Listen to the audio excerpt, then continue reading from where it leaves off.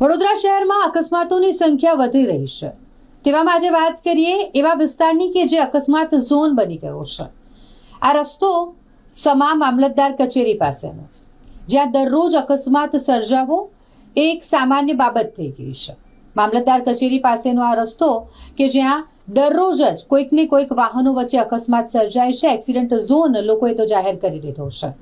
અહીંયા ટ્રાફિક વિભાગ દ્વારા, પોલીસ વિભાગ દ્વારા ખાસ ધ્યાન આપવાની જરૂર છે, કારણ કે યોગ્ય જો ટ્રાફિક પ્રમાણેની વ્યવસ્થા કરવામાં આવે, ડિવાઈડર યોગ્ય બનાવી દેવામાં આવે તો અહીં અકસ્માતોની સંખ્યા ઘટાડી શકાય છે। કારણ કે એક બાદ એક વારંવાર અહીં અકસ્માતો સર્જાય છે। દરરોજ 1 થી 2 અકસ્માત તો આ રસ્તા પર સર્જાય જ છે, અને જેના કારણે ઘણી વખત વાહન ચાલકો ઇજાગ્રસ્ત થતા હોય છે।